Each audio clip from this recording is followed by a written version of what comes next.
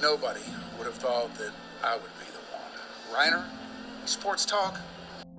Baseball, baseball, baseball, baseball. Oh, with the big mic. Oh, okay. All right, yeah. Okay, now I get it. We got a lightning strike, boys. What happened over there, Grego? We had a little lightning strike right outside the window. The Texas Rangers win the World Series. All right. Here's a tip for all these Americano League teams. Wait, you said tip? Yeah, tip. Okay. With a P. Keep jamming. The ticket, colon, nothing but a big Gen X jerk-off session. This is a cool night or what? Although somebody would hear that and go, bullshit. I'm back, bitches.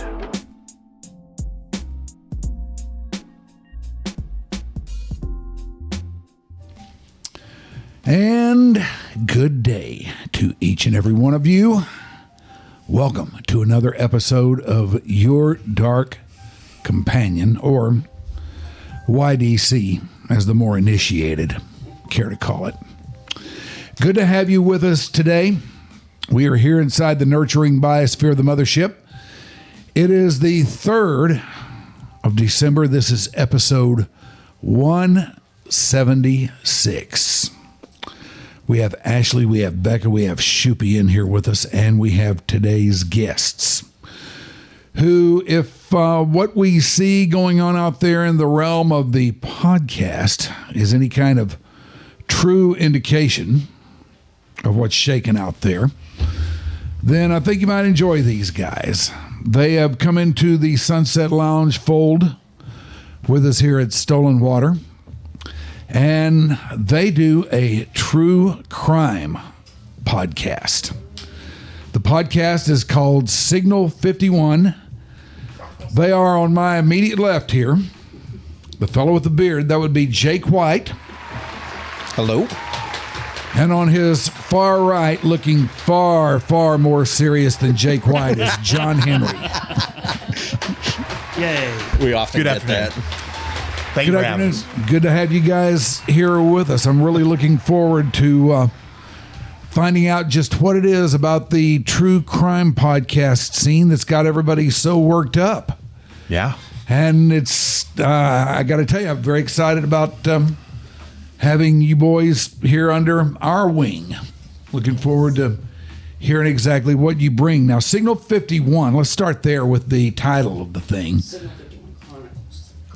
Oh, the Signal 51 Chronicles? Yes. Okay. We're chronicler. Okay, these are the Signal 51 Chronicle guys, but Signal 51 is a cop thing, right? It is.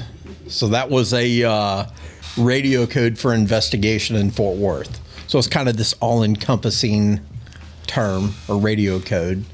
And so as we started exploring this, we thought, what better of a name than that? Now, how might that be used in the jargon of police? Like if a guy is driving around out there in the squad car, Yeah. and there's a need for a Signal 51, what might they say? Well, they're gonna get typically. That's the one where, it's not encompassing something like a theft or a robbery. It's kind of could be something suspicious that's not necessarily defined. Yeah. Until the investigation begins. Okay. All right. I guess this means that you guys are also either are or at one time were police. I left in 2022. After how many years? 22 years. In Fort Worth? Yep. The entire time. What about you? I'm non-PD. I'm a journalist. I'm the storyteller on this duo. Okay.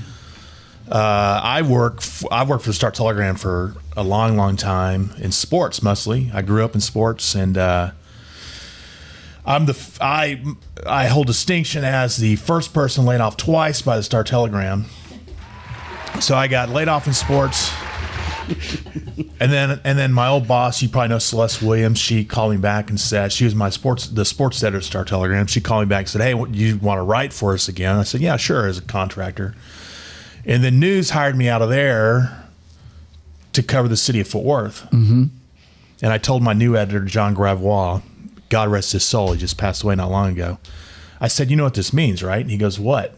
I go, this means I'll be the first person laid off twice by the Star-Telegram. And he said, you're probably right. And sure enough, 2 years later, I got laid off again. But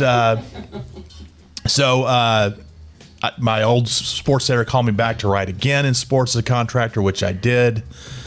Went to cover horses for a while. And now currently I am the editor of Fort Worth Inc., which is a business magazine, business lifestyle magazine under the umbrella of Panther City Media, which also owns Fort Worth Magazine, which is the monthly city magazine there. And I write and edit. Kind of like D Magazine over here. Correct. Yeah, okay. Yeah. And all this time, no doubt, you were watching what's going on out here in the realm of the podcast. And something piqued the interest of at least one, if not both of you. Yeah. Well, we kind of just stumbled on it. It was we would often at our local watering hole just sit around telling stories. This guy's got a knack for history, which always brought an interesting twist to whatever story that we were telling. Mm-hmm. And we found we were telling them quite a bit. And I don't want to say we have a large crowd. Most of the people at the table were like, oh, God, here they go again. Because we're on to a 1 hour story about some crazy crime that happened in 1992 or whatever the case may be. Yeah. And then this guy throws in some... I'm there for that. Well, yeah. And, so I think as we kind of, I don't know, it was a couple years probably of sitting around doing this. And then the opportunity presented itself and thought, hey, let's get this thing going. Let's try this out. So you're both Fort Worth guys. How did y'all meet then? Did you arrest him? No. Or did you arrest him? I wish. It was, we were drinking one night. That's where we met at a bar years and years ago at the old Mule pub. Oh, hell yeah. Yeah, that's how things like this happen. Exactly. Drinking is involved. No good story starts with a salad, right? You don't make friends with salad. That's correct. That's correct. Salad is pretty boring. So, yeah, we met at the old Mule pub. Jake here actually was early on in his career. This has been probably 25 years ago, I guess now. But Jake and his cop buddies would go to the Mule, and they'd have a couple of pops here and there, and so the Mule could get rough sometimes. And the owner there, Robbie, who now owns Oscar's Pub, our current haunt, asked some of these cops to be door guys, just a presence, hang out in uniform at a bar. Yeah. Making the big bucks. That's where I met him. Okay. That's where he met him. Yep. Didn't ever kick me out. Oh, nice. Yeah. No. Should he have? Oh, so much regret, man. So many opportunities squandered. Did you ever break up any stuff over there at Oscar's Pub? Yeah, there was a handful. There was one. This was at the Mule Pub. This one is actually kind of funny. It was pretty late, 1:45 in the morning. And they had, it's kind of a nondescript door when you walk in, and I'm sitting in a bar stool, full uniform. This guy walks in, he's wearing a black leather jacket, and he just kind of storms by me, and I'm like, man, this guy is in a hurry for last call, is what I think. Bars, it's pretty empty at this time. And he walks up, and he was in such a hurry, it kind of drew my attention. And so I look, and there was two other guys sitting at the bar. One guy he's a rather large fellow, long ponytail. He's wearing coveralls. So the guy who walks in wearing the black leather jacket walks up. He just passed me 10 seconds ago, and open hand slaps this guy with the ponytail. And I'm 20 feet away. And so the guy that gets hit, he gets hit hard. He stands up and he turns around, and the assaulter immediately just jaw drops. He doesn't know what to say other than, oh, I'm sorry. I thought you were my girlfriend. I was going to slap his girlfriend like that. And I sat there, and this guy's looking, and he's looking at me. And I thought, well, what do I do? So I looked at the guy wearing the coveralls that got hit. I said, look, we can handle this a couple ways. I said, I can go outside for about a minute, make sure the parking lot's okay and then come back in. Or we can do this the right way. And so he opted to go the right way, so the guy ended up going to jail. So that was really the only, outside of our usually escapades there. With the law there, or presence there, everybody calm. stays, upright. Yeah. Don't we know something about Oscar's, Shoopy? Feel like your band might have played there at some Yeah, point. I'm thinking so too. Maybe there's a ticket remote. Oh, okay. All right, I guess that's it. All right, well, let's get back on point here. We don't have to. No, I know we don't have to, but I want to. Fair enough. Because I want to find out about this true crime rage that is going on out there in the realm of the podcast these days. It's out there. What's causing this?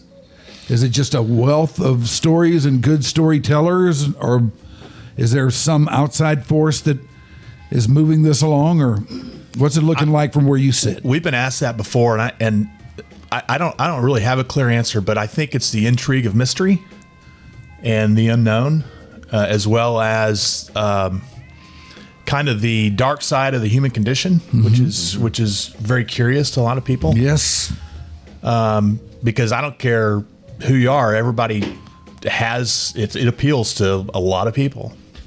And he might have a different answer, but I think that's the one that comes to mind when I hear that question. It's the platforms are available now, right? I think since the beginning of Cop World, the stories have always been told. I think now there's a platform to do it. And like you said, kind of the dark side certainly interests a lot of people. What makes people tick? Yeah.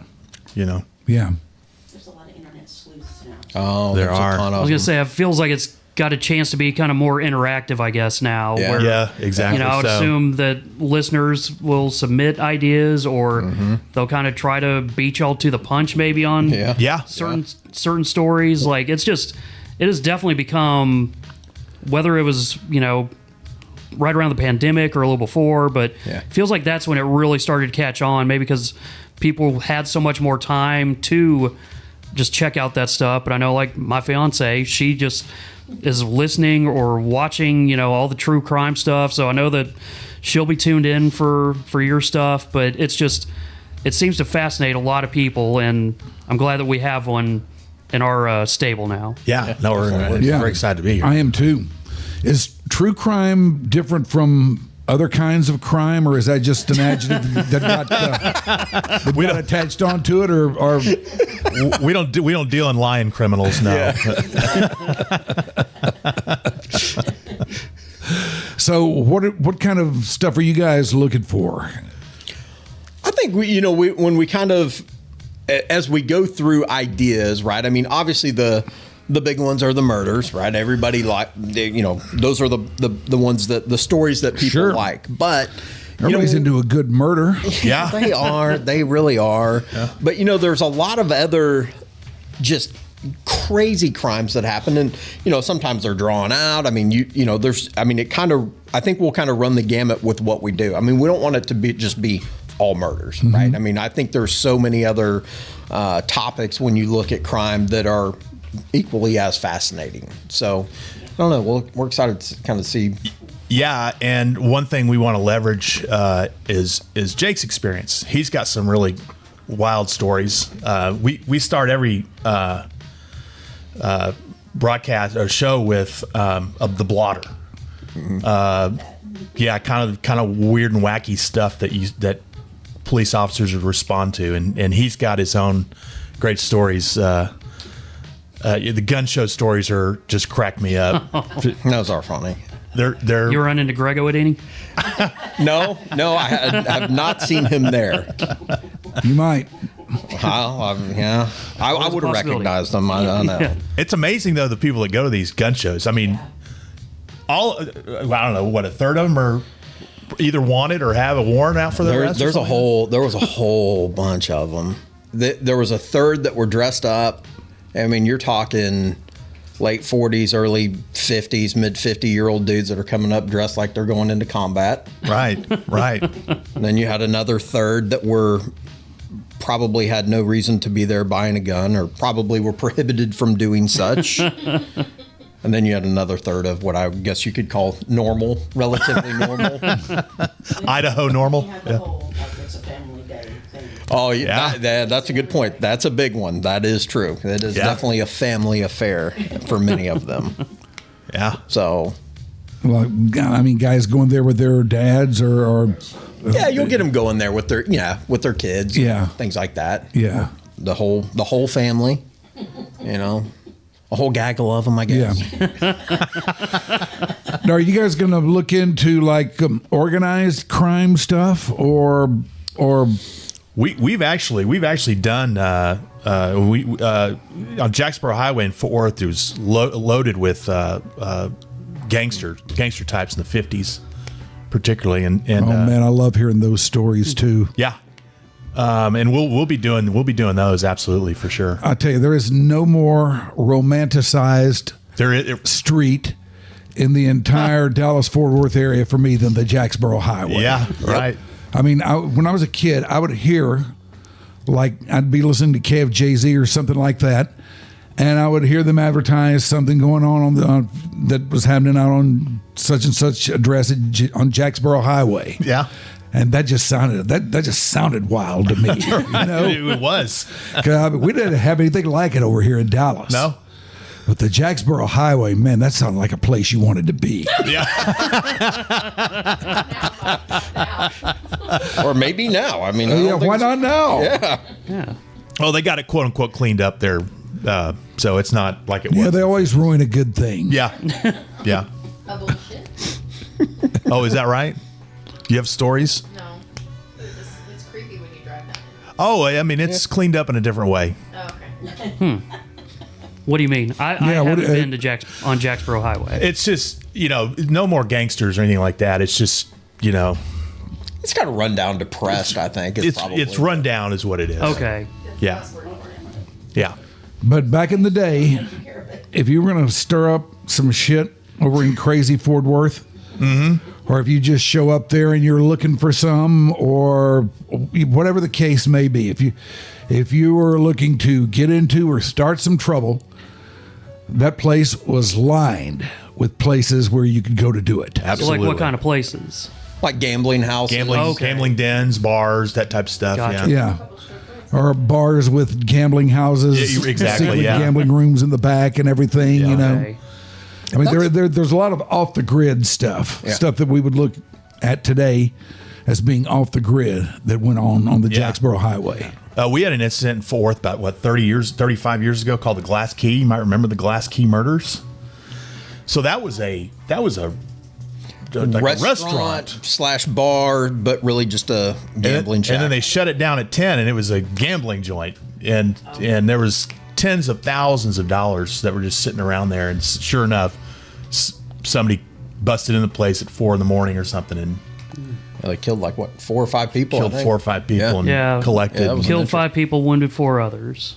Yeah. Jeez. And that one went unsolved for, remember, I don't even think I knew that. It went unsolved for, 15 years. Easily 15 years. Yeah, a long time. Somebody in the pen who was part of the event. And that was just another night on the Jacksboro Highway. Right. Tomorrow's another day, and tomorrow something as crazy or crazier than that would happen. Right. Yep. Right. Or at least that's how it was in my mind. And I used to talk to some guys who, played in bands that would play out there. Right. And they had stories too. I bet. That's the one that had the Willie Nelson tie, I believe. What? Yeah. Yeah, Jackson. Yeah. I think the Cowtown Palace was out that way, I believe. Not far from there. Yeah. Yeah. I knew some guys that plied their craft at the Cowtown Palace for sure. Yeah. So what other kind of stories do you guys look for? I mean, this can't be just all wild stuff that happens on Harry Hines or Jacksboro Highway, can it? No. I think looking at the ones where, there's the crime, if you will, and then something. But that and then something can be, we just recorded a good one that's got a pretty interesting sports tie to it. We like sports. Yeah. Baylor basketball. Yeah. That one was, like I said, I think looking at something that's got the crime and then something. I mean, we don't want to do the run of the mill things, if you will. I mean, because some of these have so many layers. I mean, they're just, it's crazy. Like the 1 degree of separation from, baseball executive to a murder and all these just.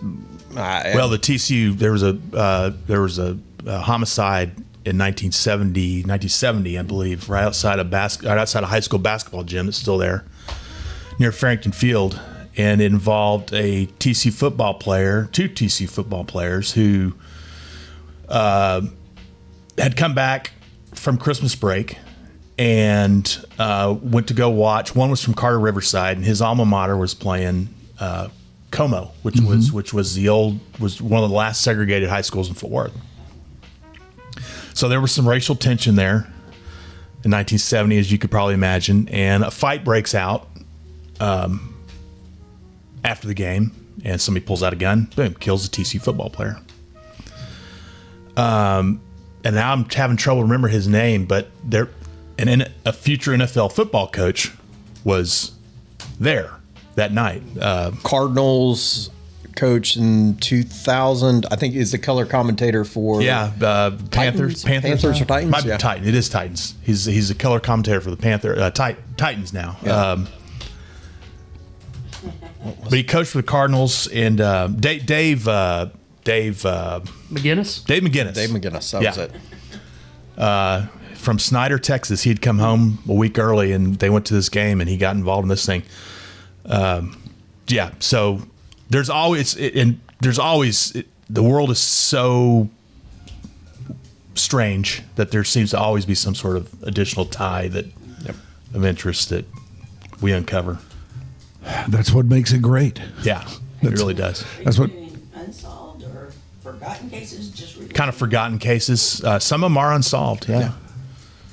Do you have a particular favorite forgotten case that you've either gotten into or want to get into? Well, I think, this one's not forgotten. Obviously, we got the 50th anniversary of the Cullen Davis case coming up in August. Yeah, that can be forgotten. That's definitely, that one's definitely not forgotten. I think that one is something we'll definitely dig into. And some of these we want to take an angle that is unique that hasn't been taken, and so we're working on that right now. We're hoping to speak to some people who were there. We have an in there, and Mr. Cullen Davis is still alive. So, we'll see where that all leads. But will these people actually talk about it? We get resistant. We've had a couple where, they had a lot of in-depth knowledge, but they usually resist the idea. Yeah. Or they'll kind of like, hey, I don't want to be on the podcast, or I don't say my name, but here's what happened. Yeah. So most of them won't. That's been kind of our experience, I think. We asked Dave McGinnis to talk, and he wanted nothing to do with it about that case 50 years ago. Yep. In the case of Cullen Davis, we have somebody that we could probably get a hold of, but she might have not just NDA because he settled with her. Yeah. So we might run into that in that particular case, but we'll see. Dig around, see what happens. Exactly. That's what you got to do. It's Fort Worth, Texas. We find everybody knows everybody inside that loop. Biggest small town there is. Man. Yeah. Do y'all focus mostly on Fort Worth stuff, or is it? So we have, but we're not gonna solely do that here. We're gonna do Dallas, Fort Worth mostly, and then where there's an interesting case statewide, we'll do it. Nice. Yeah, and maybe nationally, we'll see. But what do you think the biggest? And I don't know, maybe we were just talking about it. Maybe it's Cullen Davis, but what do you think the biggest true crime story we've ever had come out of here is? I think it's here in Dallas, Texas. November 22nd, 1963. What happened then? What happened that day? I don't know what you're talking about. Come on, Shoopy. I don't know what you're talking What about. do you want to say? What happened? Do I? Yes. Do I really? You're winding up. Come on. All right. Is that what I think it is? Probably. Yes. Okay. That was the day where Kennedy finally got it through his head that we didn't like him. Well, you know what we say in Fort Worth, don't you? What's that? He was alive when he left here. Yeah, hey, you guys get out of this scot-free. Oh, my God. I mean, you say he was alive when he left here. Who could argue? No. It was working before you broke it. Yeah, he got out of the what hotel talking was it about over there? murders. Hotel Texas. Yeah, he got out of the Hotel Texas just fine. Yeah. Yeah. Who is the actor? Bill Paxton. Bill Paxton. Paxton was in the audience with his dad. Right? That's right. Little kid. Yeah. There was actually, I did something for the magazine for the 60th anniversary, and who was the police officer whose dad was there that night? He was over patrol or something. I can't remember his name, but anyway, I was able to find one of those guys. He was about the only one left. Remember, there was nobody left. Yeah. It was just that's his right. son was alive. Son, there was nobody left from Yep. 50 years ago. Yep. Now, are you guys going to are in the realm of true crime? Do they focus on, cases and situations where people don't die but something goes way, way wrong, or I mean, there's got to be a little bit more to it than just, Yeah, no, I mean, there's all sorts of talkers out there. The cases that cause people to chat. Yeah. And the other thing you see all the time are just your standard cases that become instant internet fodder. There's a DFW scanner on Facebook that is, people are on it all the time talking about whatever's going on, whatever case just happened. So I envision us doing a lot of that type of stuff of being timely on a case that just occurred, and we have a discussion about it and bring in some subject matter experts who can talk about whatever it is. And all those will probably be either former police, but that's his realm. What kind of experts would you look at for something like that? I mean, detectives. The detectives. But that's a hard group to get to tell stories, right? I would imagine so. Most of the time, they're like, I don't want to talk. I'm not going to say anything. I don't want to. I think that'll be a challenge. I expect. Yeah. Get them. There'll be some of them. I would imagine it's pretty easy to get police talking. Fairly easy, but detectives they seem like something else to me. I mean, I don't know how that works, what the difference is inside the realm of law enforcement between the two, but it seems like they're a whole nother deal. I think the tide's kind of turning, though, to a certain degree, right? I mean, it's like anything. I mean, that's a job that's getting younger. The reality is when you start looking at police work, for example, your career detectives, those will be no more in probably the next 10 years. I mean, because you got to get off into the weeds of how pension systems work. And, now everybody wants to climb the corporate ladder. So instead of a guy saying, hey, I want to solve murders for the next 18 or 25 years, they're like, well, I'd like to, but I need my pension to get here. So I'm only going to do it for a few years. And that cycle goes through a couple times. You have no subject matter experts. Yeah. And I think that's something that we'll likely run into, especially in these big cities, as time goes on, and in short order too. I mean, I don't think it's going to be long. I think there's tell me if I'm wrong, I think there's a PTSD effect too. These guys see a bunch of stuff that, they don't necessarily care to recall. I don't know. I mean, I suppose there could be an element of that, but I think a lot of them are just super humble. Like, I'm doing it for the right reason. I'm not looking for anything more other than to do the job, so to speak. Yeah. Right. I think that's probably a bigger part of it. Just get them out drinking. They'll I mean, that's all. Yeah. The magic elixir. The magic sauce there. Oscars. What's that? Do the show from Oscars. Well, yeah. I mean, well, we did have that one little event up there where they did the. Do you remember that hot chip or that chocolate thing? Oh yeah. Yeah, it only took a few beers, and these guys were trying to eat the hottest piece of chocolate on the face of the planet or whatever it was. Oh yeah, the hot chip challenge or something like that. Yeah, turned into it. I did that. Oh, you did? I remember him doing one at Pluckers with the atomic wings, and he actually did really well with it. What I did. You had like the. When was this? A and couple what did years I ago do? with the Freak? We were all doing a remote at Pluckers, and it was actually, I think, the Fire in the Hole challenge. Yes. And you wound up eating like 3 or 4 wings and actually just enjoying them. Wow. It was really weird. Like, we don't know you necessarily as a spice maven, but you kicked ass that day. It wiped out all memory of it. He had a PT gig that night. Oh yeah, he had to do a petty theft gig that night. Well, with about 4 atomic wings in his stomach. I can't recall any disasters happening, so that must have worked out okay. You didn't need a bucket on stage or anything like that. Shoopy. Good times. I hate you. No, you don't. All right, this is John Henry and Jake White. They do a podcast called Signal 51. It is true crime.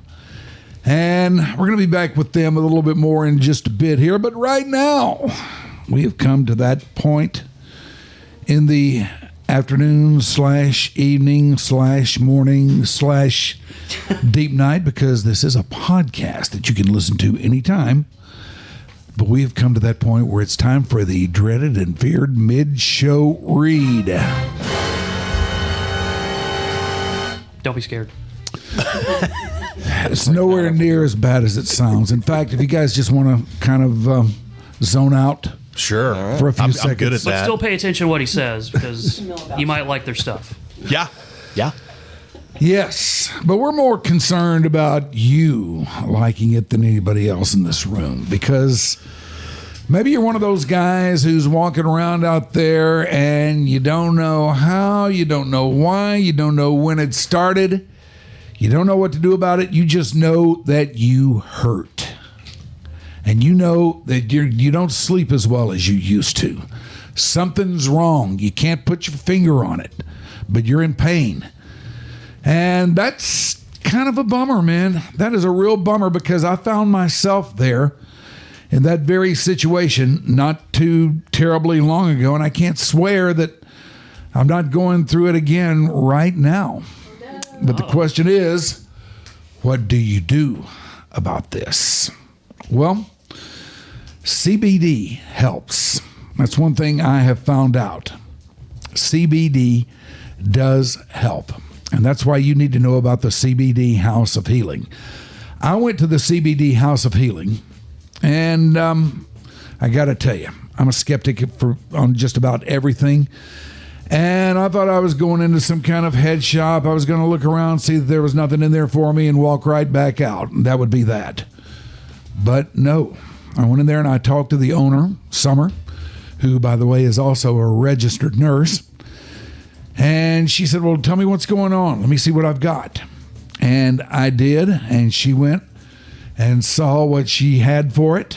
And she gave me stuff that really, really did help. It made me a believer in this thing. And if she can do that for me, she will do it for you too. So if you haven't looked into CBD, first of all, get your head right about it, because I'm not sending you down to some head shop where they're going to give you a package of zigzags and send you on your way or anything like that. That's not what this is about. It's a whole nother thing. It's about healing. It's about making you feel better. And it can and it does work. So go by there and check it out at the CBD House of Healing. They are located at the corner of Northwest Highway and Plano Road, the northeast quadrant of that burgeoning intersection. Go by there and tell them you heard about it from us here on YDC, and just see what CBD from the CBD House of Healing can do for you. All right? One more. Okay, one other thing here while we're at this. We want you to mark down the date of December 11th, 2025, 5:30 to 9 p.m. at the Barley House, the fabled Barley House on SMU Boulevard here in Dallas, where we will be celebrating the 11th annual day of Giving Moss. Join me in a gathering of supporters, sponsors, friends of Giving Moss for dinner, great Barley House beverages, and the music of Tom Petty and the Heartbreakers, as played by Little Petite Theft. Now, I know you remember Mike Keating of YDC fame and the story of the hardworking foundation he began. Well, come out December 11th to hear the success stories for yourself. Be part of helping Dallas area families rebuild their stability. Give them hope during the holidays. Early bird tickets are available now for $40. That ended. All right, they're not available now for $40. Scratch that. Just know that there will be a raffle for excellent prizes and a silent and live auction that evening. Raffle tickets are available now. Is that right? Yes, they're available. All right, they're available on the website. And don't forget, Petty Theft Downbeat is 6:30. Early bird pricing ends, it ended a couple of days ago, so don't worry about that. What you need to do is go to givingmoss.org. That's GIVINGMAS.org for your tickets now. And join us out there for the big Giving Moss event night at the Barley House. Nailed it. Perfect. All right, we good here? We're good. I didn't know there was updates to that script. Yeah. I didn't change it. Okay, that's better. I was like, oh shit. Well, I didn't mess anything up, so Well, no. we're all good. You know what? It's all his fault. You should have. Pretty big mistake to make. You get out. That's the only. You get out unscathed, Shoopy. For once. As always. All right, now we're back here with John Henry and Jake White. They do the Signal 51 podcast, which can be found over in the Sunset Lounge, along with all the other fine podcasts you run into over there. And yes, we are jumping into the true crime bag with them. Now, I'm sure you guys have noticed with other podcasts just how big this thing is getting. Mm-hmm. I mean, I'm not exaggerating things too much here, am I? No, not at all. No, it's the genre is exploding. Why do you think that is? Well, I just think there's there's intrigue with kind of the dark side of the human condition. Honestly, people want to know what makes these guys tick. Would you concur? Yeah, I think in summary, yeah. I mean, kind of looking at, with these stories, I think the one thing that again, kind of on, the ones that I've listened to, it's very kind of, hey, here's the facts of the case, here's the story, and that's it. But I think with ours, like I said, we want to go a little bit deeper, right? I mean, because there's every one that we've done, we've never had one where we're like, whoa, I can't believe, every single one of them has had some like kind of wow factor to us. Yeah. And so I think, but going back to that original question, yeah, I mean, it's just the intrigue of it all. What police show was not a favorite, people growing up watching. Yep. You watched Adam 12, I'm sure, Mike. Oh yeah, sure. You love them. Love cop shows. Yeah. What was the one with Archie Bunker in it? Carol O'Connor. Heat of the Night. Heat of the Night. That's it. Yeah, that's it. Heat of the Night. Anyway, I don't know. The genre's always been kind of popular, I think, in pop culture. Certainly in the last 50, 60 years. I think I will tell you from my point of view, I think women in particular are really drawn to it. I think it assists them in feeling like, okay, I have some power if I understand what I have to look for, what I need to be aware of. Yeah. That's an interesting perspective. I've never even. Yeah, I feel like it's she's also full of them, so they can figure out how they can cover everything up. So I've seen the looks from my fiance when we're watching. She's like, okay, yeah, just in case. There's a joking, which I don't have my mic on right now, but there's a joking book talk theory that like it's because they can actually finish something and they follow through on their plans. Fair. Yeah. Yeah. That's why women like it so much. No doubt. I mean, really? What about like white collar or fraud kind of stuff? Are you guys looking at those kind of things? Yeah, I think we probably Oh will. yeah, we'll definitely. I mean, those two. I mean, those are. There's probably a lot of it. Yeah, there's a lot of it, and they're so in depth.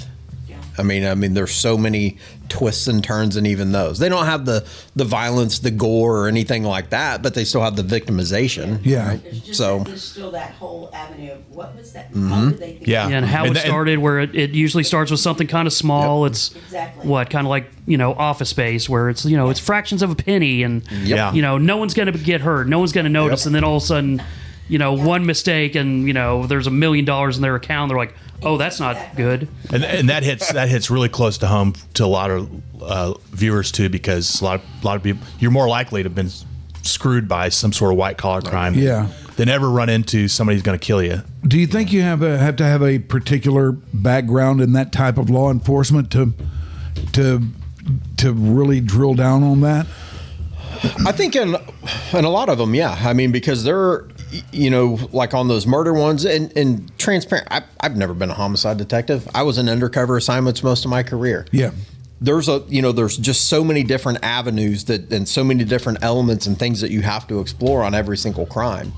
And so, having that subject matter expertise is, definitely, from the investigative perspective, yeah, I mean, you got to have it, because now, again, like I said, though, I think that's something that is going to go by the wayside, which that'll be interesting, probably not in a good way, to see how that turns out or impacts society. I think Why do you think that's going to go by the wayside? Because I think the subject matter experts, you're not going to have those. You're not going to have those career detectives, those career investigators. Yeah. I mean, we see it already where people are just climbing that corporate ladder as quickly as they can, and for good reason, for just cause, right? I mean, they've got families to support and things like that, so their pension needs to be higher, perhaps. Yeah. Long term, I want to be a homicide detective for 10 years. Yeah, I think that's gonna. Yeah, I think, like I said, I think that's something. Is there a pipeline where there are always more on the way up? Yes, but the one thing is with any, whether it be a murder, drugs, the white collar, the fraud kind of crime, the ones that you can have guys that start off that are just naturally they're good at what they do. Yeah. But the ones that are great are the ones that do it for a decade, 15, 20, 25 years, the longevity of it. Yeah. And I don't always equate it to the tenure, right? That's the other thing. In law enforcement, a lot of times I think that people equate experience and tenure. I don't know that that's exact. I don't think that they're hand in hand, because I think that you have a lot of young officers that go out there and they work hard every single day, and then that translates when they become detectives. They're going out there working hard every single day. So, like I said, that'll be an interesting thing to see if that does have some impact on, when you start looking at clearance rates and things like that. When your most seasoned detective's been there for 4 years, the 20-year guy that had retired 4 years ago perhaps could have looked at that case and said, hey, you should have done this, this, and this. Yeah. Case solved. So I don't know. Well, I think the public pensions now are to the point where, in the old days, you might see a detective there who was there for 50 or on the force department for 50 years. Mm-hmm. Now they're 25 and out because they got this pension and they can retire. So you don't even have like a seasoned detective teaching and training the new detectives. No. There's not even like that. Yeah. Nope. One thing you'll notice in our show is it'll sometimes sound like Jake's running for the police union president because very pro police. No. Good God, no. I do office out of there, but no, I'm definitely not running for that. It's not my game anymore. I don't know, man. I think you'd do well at that. No. Jake. Yeah. Vote for Jake. Yeah. No. Yeah. We the current POA president for it's going to see this and be like, what the fuck, man? Coming after me? Yeah. Starts getting Not nasty text eligible. messages. Not eligible. Don't want to do it. Never want to do it. That's what they all say. Yeah. All right, what was the high point of your career, or what's been the high point of your career? Gun show. That was those were some of the most the high point. I think looking back on it, I mean, I did. So I think first of all, you were a sergeant in narcotics. Yeah. I think so. I don't know if we said that or not. No, we didn't. I think that probably was the high point in the sense that, you've got, and I still talk to these guys every single day. I should just sit here and read our text thread, which would be completely inappropriate, and they'd all get fired if we read that. As much as they would want me to. Like I said, I don't want them to get fired. No. But I think that was kind of the high point looking back on it. You get to work with, from a supervisory perspective, 7 or 8 officers, you work super close together. You kind of see them grow. And now looking, almost 10 years later from when I started with that same group, where they're at and who they become. And not just who they become as cops, right? Who they become, fathers, husbands, just good, overall good dudes. Yeah. I think that was 100%. I mean, because the rest of it, when you're at the officer level, it is the most fun job you can have. Don't get me wrong. I mean, the excitement, tasing each other. Yeah, none of you guys have worked in an office where you're sitting there typing a report, and the next thing you know, somebody walks up and tases you in the back for a couple of seconds. The grab ass, the police tomfoolery that goes on. No, I was in a situation once where there was a good bit of grab ass, but nothing like that. There were never any tasers involved. No. So, like I said, I think that was probably the high point of it. The job itself as an officer, a lot of fun. I mean, camaraderie. The camaraderie is, that's phenomenal. I mean, those are, for the most part, those are still all my closest friends, right? I mean, I think that's, but it's got its low points too, I mean, and it's more for me, the politics of it all were the low points. I don't get into the harrowing close call, I don't have any crazy war stories, right?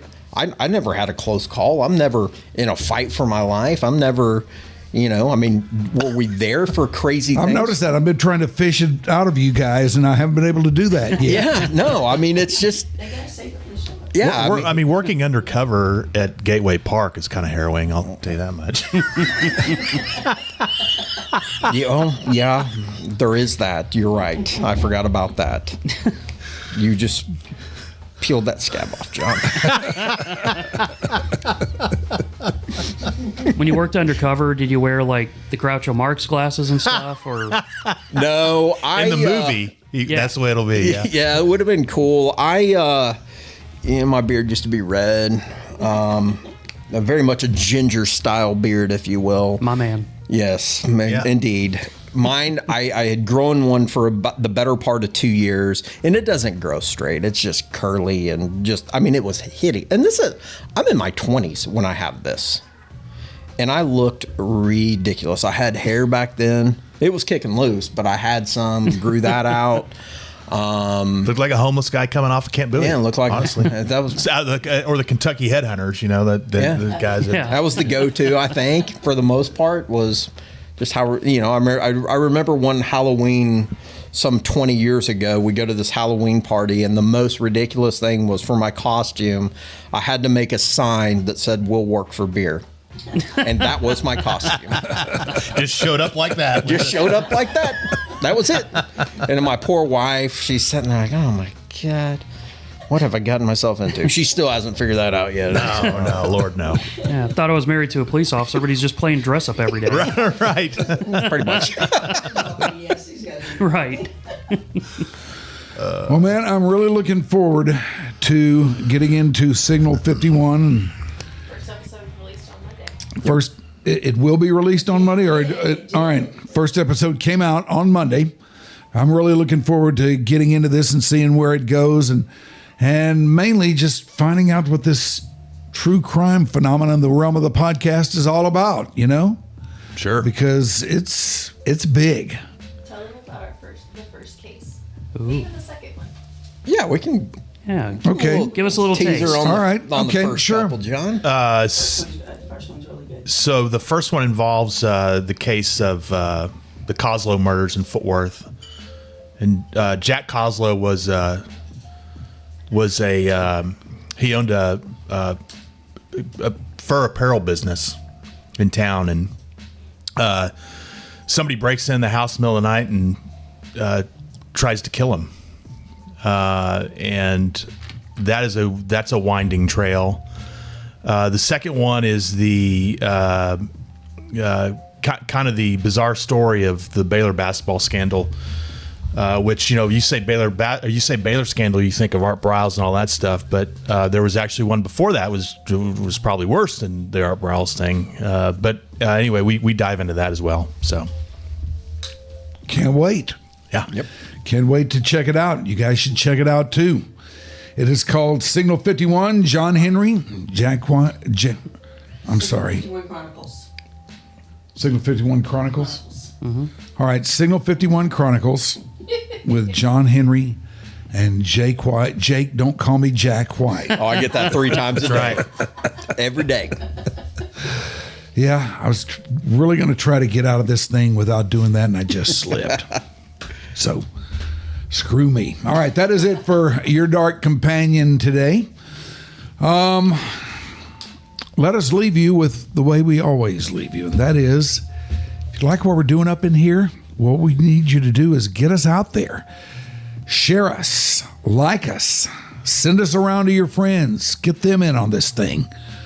Because we do it a couple times a week. That's the way it's been going, and probably the way it will stay. So jump on board with it. Go through all our old stuff. I'm sure we've got something in there somewhere that you're going to dig.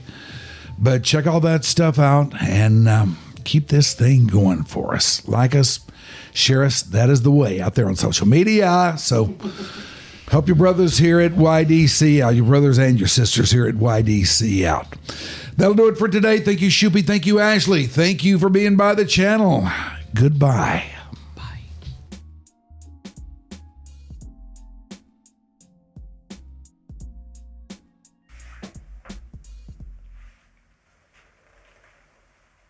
All right. I'm going to go take my pants off.